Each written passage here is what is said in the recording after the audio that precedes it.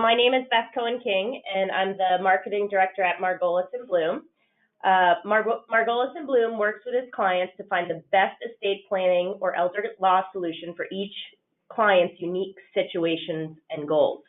We bring to this effort 30 years of experience and a commitment to providing the highest level of personalized service. So today we are presenting Asset Protection for Seniors by Harry S. Margolis. And so just a little housekeeping before we get started. If you have any questions during the presentation, please type them into the question box in your control panel on the right side of your computer. We are going to have questions, we will have time for questions at the end, but this is a really dense topic with a lot of information. So we're going to do our best to get through the entire presentation, but if we run out of time, we're going to hold a part 2 webinar next month. So now I'm going to turn it over to Harry. He's been representing seniors, individuals with special needs, and their families since he started Elder Law Services, which was the predecessor to Margolis and Bloom, in June of 1987. Since then, he and the firm as a whole have helped thousands of clients pay for long-term care, grapple with the incapacity of a family member, and plan for safe and productive futures for their children and grandchildren. He has been named a super lawyer since 2005, and in different years recognized as one of the top 100 attorneys in New England and in Massachusetts. But really, Mr. Margolis' passion is for explaining complex legal issues to consumers, to clients in his practice, to Massachusetts consumers through the information on his website and his blog, and nationally on 2 websites he founded, which is elderlawanswers.com and specialneedsanswers.com. And most recently, he began answering consumer questions at askharry.info. So he strongly believes the best legal solutions are achieved through the partnership of well-informed clients and attorneys who combine great technical expertise, experience, and an ability to listen. So with that, Harry, I'll let you take it away. Okay. Thank you, Beth, and thank you all for waiting while we figured out some of our technical difficulties. So now we're going to get into it. And what we're going to talk about today is really 3 areas. And if we get to all 3, and if we don't get to all 3, we will, as Beth said, schedule an additional webinar in a month. So we're going to talk about financial protection, really financial protection, both from exploitation and from bad decision making, long-term care planning, and how to protect future generations. And I will stop at 1 and have time for questions. And as Beth mentioned, I've started another website called askharry.info. So you have questions that we don't get to, post them there, and I will answer them. So you've saved all your adult lives, and the question is, and hopefully you've been able to retire or will be able to retire at some point, and the question is, will what you've saved get you through? And the 3 biggest threats are, one, that you live too long, and I have a slide on that, but I'm not really going to talk about that because that's for your doctor and your financial planner to figure out how long you're going to live and whether you have the funds to cover that. But I am going to talk about potential risks of exploitation and just kind of making bad decisions when people lose some of their capacity, and and how you can protect against that, and about long-term care. And then if we have time, we're going to also get into planning for the next generation. So whatever you leave your family, we'll carry them through and will not be subject to financial risks that they will face. So in terms of life expectancy, if you are a 65-year-old woman, you have a 1 in 2 chance of living beyond age 85 and a 1 in 4 chance of living beyond 92. So the tradition was you retire at 65, which I think is not as true today as it once was, but if you retire at 65, you better have enough money left to carry you through for 20 years and even longer. If you're a couple, there's a 50% chance that one of you is going to live to 92, and 1 in 4 chance that one of you is going to live to 97. So you're talking potentially 30 plus years of living off of your savings. So you need a lot of money to do that, unfortunately, and you need more money than you used to, as you probably all know, because people don't have pensions anymore. Used to be if you had a pension, well, it didn't matter how long you lived because you still got the pension and they keep paying. Now your only pension is Social Security. So that's an issue. And again, that's an issue with your financial planner. The problem is you might have enough money to make it through unless something goes wrong. And that's what we're really going to talk about today, is making sure nothing goes wrong.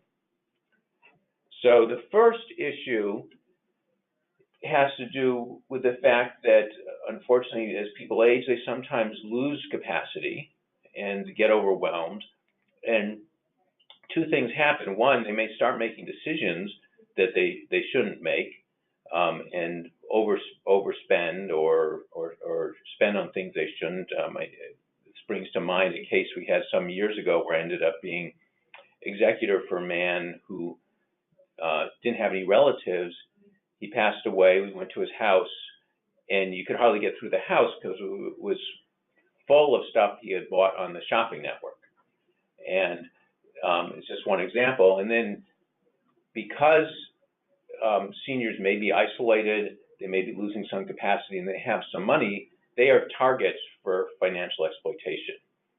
Everyone who gets the call about the grandchild who's stranded in Serbia, and you gotta wire him $15,000 to get him out of whatever trouble he's in. That's just one example of the kinds of things that happen. The other thing, I've gotten phone calls from people purporting to be part of the IRS, and I gotta send them money today, or I'm gonna have my accounts levied on or be prosecuted or something. So it's easy to become a victim, and the question is, how do you prevent it? And the way you prevent becoming a victim is to put a few things. One, avoid being isolated.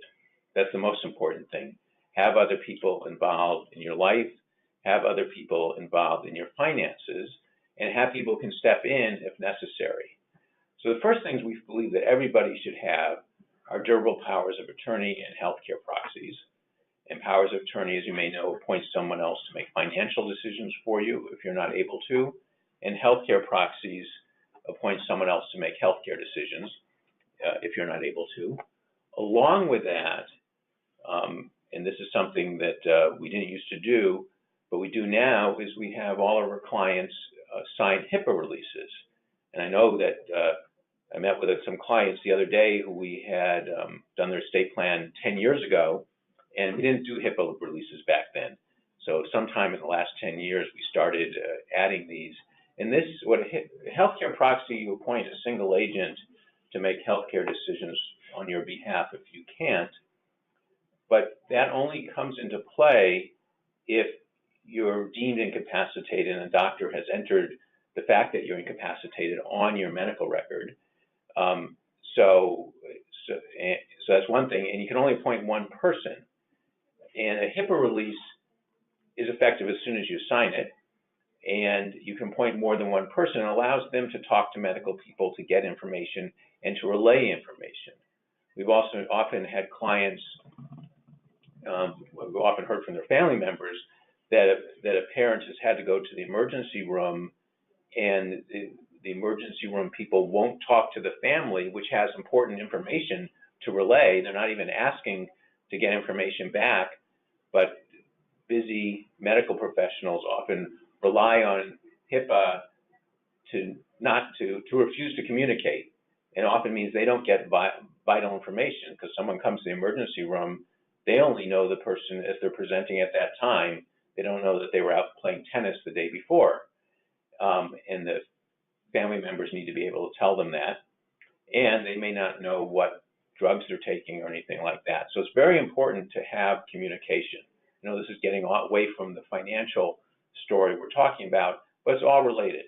If you're not getting the right medical care, you're probably going to be spending more money than is necessary. So this is some of what I just covered about why you really need a HIPAA release in addition to a healthcare proxy.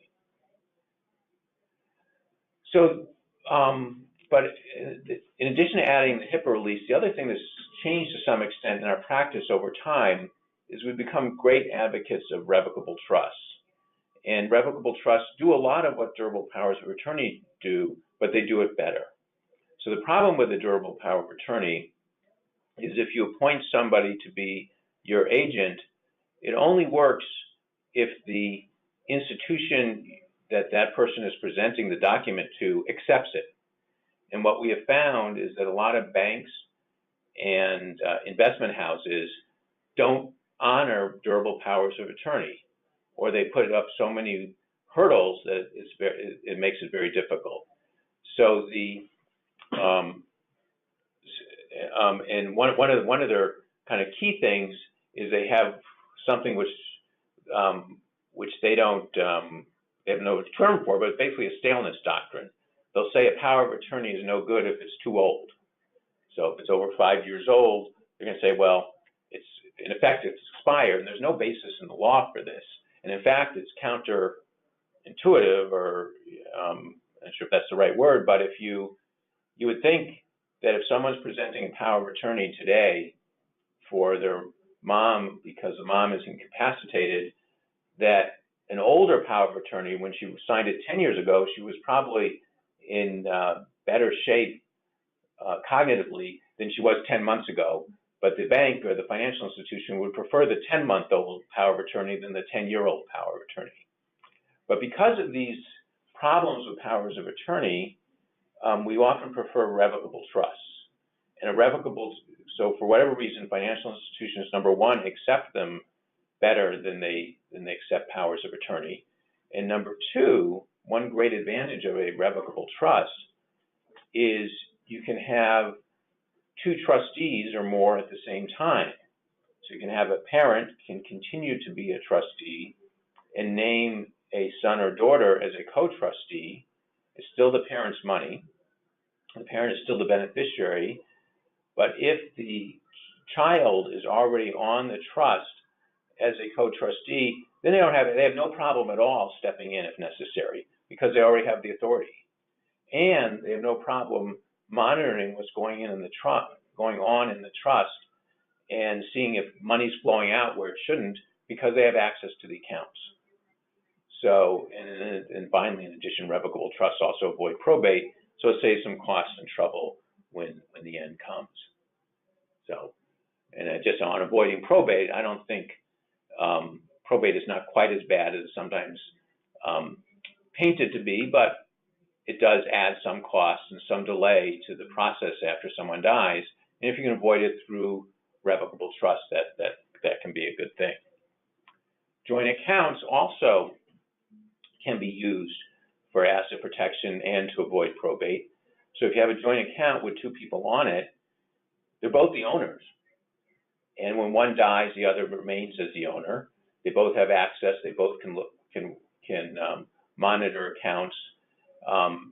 So it can be a very good system for asset protection for the parent. The problem with it is the sole device. Let me step back. I think you can use joint accounts as perhaps your sole device if there's only one child and everything is going to that person. But if there's more than one ultimate beneficiary and you have a joint account, you don't want everything passing to a single child. And we've often seen, actually I used to see this more often in the past, but parents may have 3 children and they may have joint accounts with each one.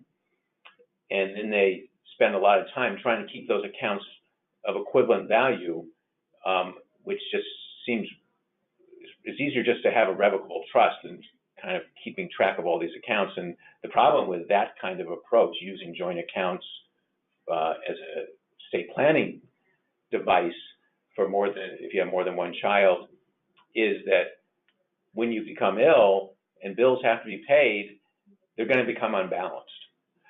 So, but what I think is good is even if you have a revocable trust, it can be okay to have a joint account with one child, basically a joint checking account. If your Social Security comes into it, and it's really the account for your daily expenses, I think that works well. And then when you pass away, that child still has access to the account to pay for the funeral and other bills that come in at that time. So for a single account, I think joint accounts make sense. And if there's only one child, you can probably make joint accounts with just about everything. So these are some of what I said about potential problems with joint accounts. So I don't have to repeat that. Another device for protecting assets is a Homestead Declaration. So anybody can file a Homestead Declaration and protect their property from creditors, and it protects $500,000 of equity in the house. If you're over 62 or if you're disabled and you have two owners, you can protect $1 million of equity because they can be added to each other. So with a husband and wife who are over 62, they can protect $1 million of equity in their home. Now, this it doesn't necessarily protect everything. It does protect your house from lawsuit or bankruptcy, and it's easy to file. But when the homeowner dies, the Homestead Declaration disappears. So if the estate has creditors, it does not protect the house from those creditors. When we get into long-term care planning and mass health, it does not protect the house from mass health's claim for estate recovery.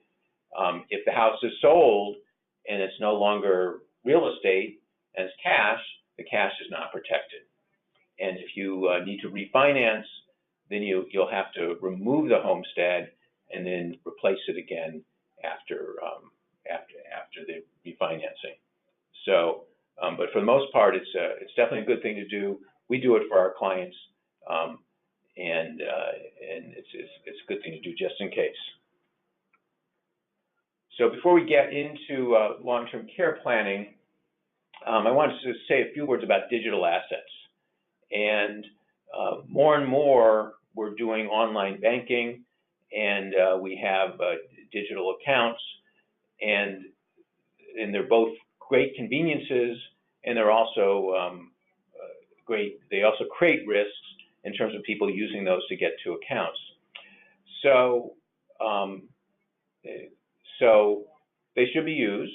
I think they can be used often by family members as a way to monitor what's going on the account. So if a parent has bank accounts and investment accounts, while I like the revocable trust of giving the child actual access to the account, another halfway measure is to give the children internet access to the accounts just to monitor what's going on and perhaps to help pay some bills online.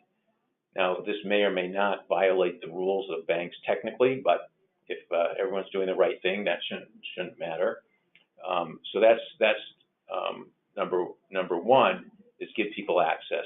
The other question is, you got all these accounts, how do you let people know what your accounts are and what your usernames and passwords are? And there are a number of online, you can just write a list and give it to people, but that's problematic because number one, these often change, and number two, what if someone finds the list and uses it to get into your accounts? So that's an issue. What I was about to say is there are services such as LastPass that allow you to have one username and one password to get into the service that would then record all of your usernames and passwords. And then you can give access to LastPass, to your family member or your executor or your attorney in fact, the person who would act for you in terms of incapacity. So I think that can be a really good device. The other issue has to do with passwords, and the problem is we often have a proliferation of passwords, and we often have them all based on the same pattern. So the address of the house you lived in when you were a kid, that number plus the name of your dog, and then variations on that. And the reality is with computers these days, they can look at what's on your computer and try to find some of these things, and then they can run 1,000 variations in a split second and try to find your password. So using the kinds of mnemonics that are easily found or can be found is a risky password. So what I've heard recommended recently is that each of us come up with 3 strong passwords. So passwords that have uppercase, lowercase, that are based on a word that has nothing to do with us, and it has a number in it that people aren't going to find. And because each of us can remember, we hope, 3 strong passwords. So you use one, and then if that doesn't work, then you can try the other, and then the other. And if you give those 3 strong passwords to people in your family without connecting it to a username or an account or anything else in case someone happened to find them, then that's a pretty good way of protecting your accounts and passing on the information. So those are my thoughts on digital assets. So we're getting already close to 1 o'clock, and we've only gotten through the first of our 3 sections. So we'll continue for a while on to long-term care. So so I think what I'll do is talk a bit about long-term care insurance, or first what the risk is. So as I said at the beginning, even if you've done your good financial planning, when you retire, you should have enough money to get you, and if you're married, your spouse, through for as long as you're likely to live, which these days is could be well into your 90s. So get this slide. But the problem is, what if something doesn't go as planned?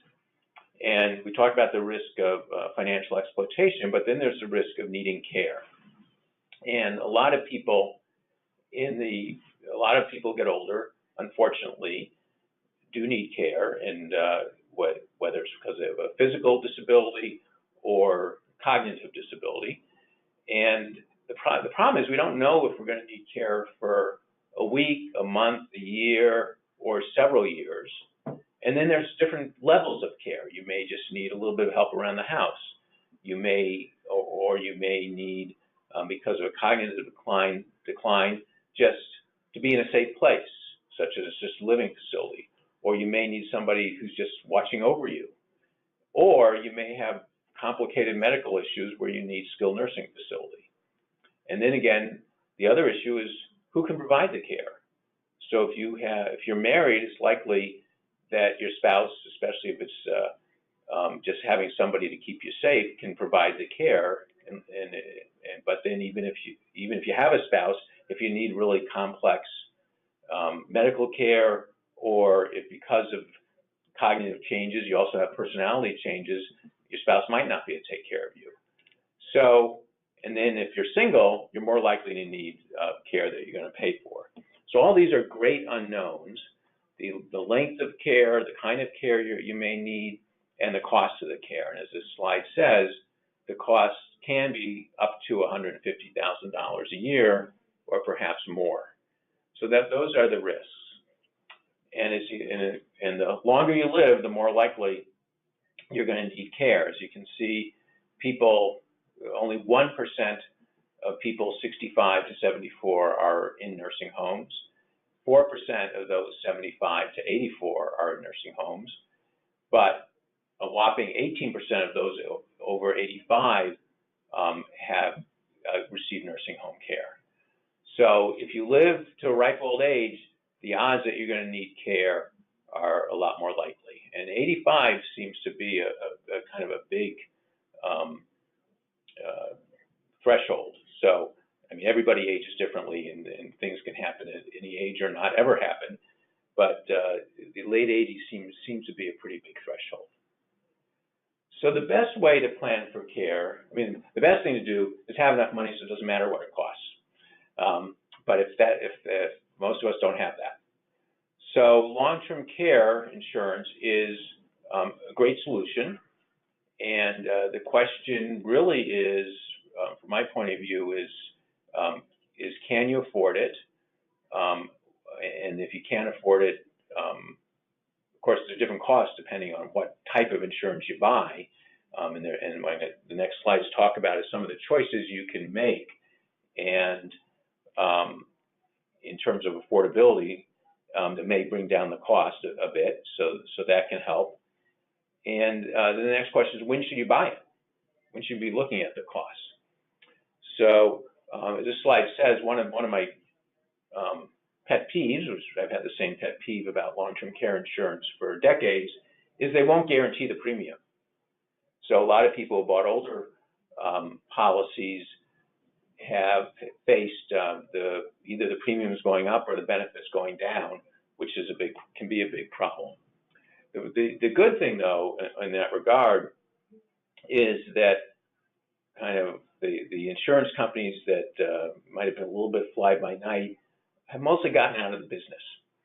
And the insurance companies today that are selling insurance are stronger companies. They often delayed getting into the business until they knew more about the incidence of people asking for coverage, and so they're stronger companies. And as far as I can tell, they're not raising premiums nearly as much as some of the older companies. So if you're going to buy it, now is probably a better time than 10 or 20 years ago. But as a result of that experience, it's also more expensive. So I think the best kind of the gold-plated plan would cover at least 5 years of care and would have a compound inflation rider, because it costs $150,000 a day, a year, not a day fortunately yet, $150,000 a year to be in a nursing home in the Boston area today. In 10, 20 years, maybe it'll be $300,000. So having the inflation rider would be great. But the better the policy, the higher the premium, and it puts it out of reach of more people. So another idea is to say, look, if I need nursing home care, I'm going to worry about mass health. What I want is some money to keep me out of a nursing home.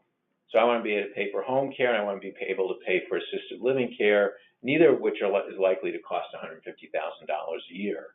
So one could buy a rather than the gold-plated policy, a silver-plated policy, which in some ways is better if it helps you get the care you want rather than being forced into a nursing home.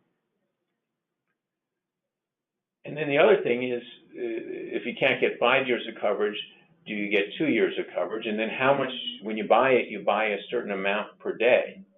And for most insurance, the way it works is, even though it may say in this example that you're buying coverage for 2 years at $200 a day, the reality is that could last longer than $200 a day, because it's really a pool of funds. So if all you need early on is $100 a day to get some help at home, and you need that for 2 years, it's not that the policy is done with because it's been 2 years of drawing on it. You've used half of the funds that are available in that policy. So some people argue, if you're making a choice between the daily benefit and the length of coverage, to get a higher daily benefit and a shorter length of coverage. And I think on a lot of these things, I would say make sure you're working with a broker who sells a lot of long-term care insurance, because they're going to know what policies are available. They're going to have a lot more experience with how they're used, and be better able to advise you on all these issues really than I can. The other thing I perhaps should have mentioned earlier when I was complaining about the fact that they won't guarantee premiums is that there are a lot of different hybrid policies on the market today. So you can buy there are policies where you can pay for 10 years and then you're done and cover for the rest of your life. But there are also life insurance policies that have long-term care insurance riders, so that you, if you don't use it, you still get some life insurance, not as much as if you didn't have the rider, but you still get some life insurance. So it's not like feel like you've been paying for years for long-term care insurance, and what you hope is that you never need it and the money's gone down the drain. You get some back. And then the question is, when should you buy it? And my thought is either in your late 50s or your early 60s. I mean, if you buy it before that, it's so far off your likelihood of needing it That's hard to know what the world's going to look like then. It may even be now hard to know, even if you're 60, if you might not need it for 25 years, or probably won't need it for 25 years. It's still a long time. But I say those ages because after that, the premiums go up significantly. And you're at much more risk of having an ailment which makes you uninsurable. So those are my thoughts on that. And also look at your family history. If your parents and grandparents and uncles and aunts have all lived to 95 in perfect health, well, you may be less likely to buy it. If instead they all incurred Alzheimer's or Parkinson's in their 70s, I'd be more likely to buy it. So, I mean, it's a lot of chance in this, but genetic heredity is probably your best guide. And that's, so we've gone over, we started late, but we've gone over time. So I think I'm going to save the discussion of mass health planning for our next webinar. And I hope we'll have a time on that webinar to both do mass health planning and planning for the next generation. Yep, definitely. I think we can. So let me, thank you, Harry. Let's take a look and see if we have any questions that have come in, and we can do a few. Okay. It's hard to read. Okay, so do revocable trusts require separate EINs and the filing of trust tax returns? That's a good question. And the answer is, while the grantor is alive, they don't. So if you create a revocable trust, you just use your own Social Security number. And then when the grantor or donor passes away, then the trust becomes irrevocable. And if it continues, then it has to get its own tax ID number and file its own tax return. So it depends on the terms of the trust. But if it ends and just distributes at the grantor's death, then it never has to get a tax ID number. Okay. Where can one obtain a HIPAA release form, and is it state specific? Does it need to be notarized? So it's a good question. I don't know. We've just created our own. I think if you just search on the web, you should be able to get one. It should not be state specific because HIPAA is a federal law, and it probably doesn't need to be notarized, but we often, so in our practice in our office is to notarize and often have witnesses, even if the law doesn't require it, just because it makes everything look more official. Okay. All right. Does it make sense to have joint tendency for a second home? It can. So as we were talking about with joint accounts, the question is what do you want to have happen with it after you pass away? So if it's a second home, if you want it to pass, say, to your son and daughter, and you put their name on it now, that can make sense because it passes to them automatically when you pass away, and especially if the home's in another state, it avoids a second round of probate. But then in other situations, you may want the house to be in trust because you have a lot of, again, especially for a second home, it raises a lot of issues about about who, I mean, how do you want to keep it in the family? Do you want everybody to have use of it? Do you want them to be able to sell it, or do you want to keep it for your grandchildren? Do they get along? Are they going to agree on how it's used? So there's a whole lot of issues to talk about with a second home, but putting in joint names can help with asset protection, and it, as I said, avoids probate. And in a second state, it avoids a double probate. Okay. So one slide had chronological versus functional, which is the slide before. Yeah. On it, but you didn't explain it. Can you comment about that? Yeah, that was really a comment on the fact that we all age at different rates.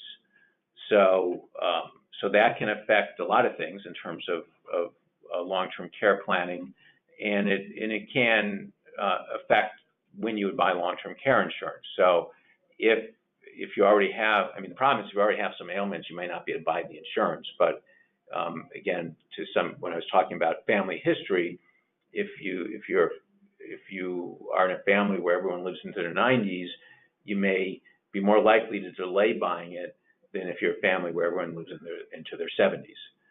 So that's just an issue there. If you are legally married in Massachusetts, does one spouse automatically have the same authority as a designated durable power of attorney? Great question. The answer is no. So spouses have no rights over the other spouses. So they're not automatically an attorney in fact. They're not automatically a healthcare agent. They're not automatically the executor or personal representative under a will. So all those have to be appointed. Now, in practice, in terms of the healthcare proxy, medical people often defer to the spouse and talk to the spouse, and even without them waving papers in front of them. But banks are different. So banks are not going to give you access to an account just by showing a marriage certificate. Okay.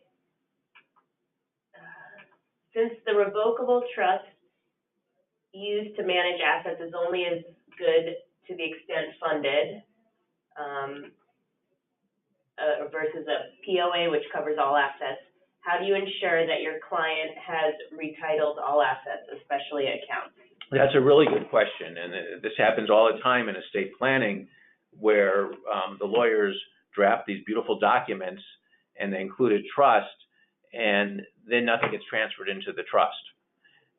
Or other things that we see happen is a client develops a terrific an estate plan, and then it's irrelevant because all the accounts are payable on death to people they've named, which may or may not be consistent with the estate plan they developed. So there has to be follow-up to fund the trust, and in the case of accounts where there's where they have these designated beneficiaries on the accounts, you've got to coordinate that and determine whether you want who, if anybody, should be the designated beneficiaries. So it's incumbent on the lawyers and the financial planners to work with the clients. Now, some of it has to do with age, because if we're setting these up for younger people, we may not really bother because they're there just in case, and we're not expecting it. We're not using it for asset protection really, and we're not, and the chance that they're going to die is less, and we don't want to complicate their lives too much. But when we have older clients, we really work with them and try to make sure that they get the trust funded. Okay, I think one more question, and then we're probably out of time. But if we don't answer them, I'll make sure Harry has all of the questions available to him, so he will follow up. Yeah. Okay, does HIPAA release empower parties with decision-making authority? No, that's another good question. So the healthcare proxy appoints the agent. The agent, once it's invoked, and it's invoked by a doctor entering into the patient's medical records the fact that they're incapacitated. So once it's invoked, the agent can make decisions. The HIPAA release gives no decision-making power. So it's just access to information, facilitates communication, and as I said, I think can be vitally important, but it doesn't grant any authority. Okay, so I think that's all the time we have, but a few extra things. If you look in the handout section, our full legal guide on asset protection for seniors, which covers the second part as well that we're going to be going over next month, you can download that right from GoToWebinar. And thank you guys so much. Harry, thank you. It is a very dense topic, and so we're looking forward to next month going through the second half and how to protect future generations and all the ins and outs of mass health. So thank you, and we will hope you enjoy the rest of your day. Okay, and let me just add that if you do have questions, go to askharry.info and post your question, and I'll answer it. Okay, thank you.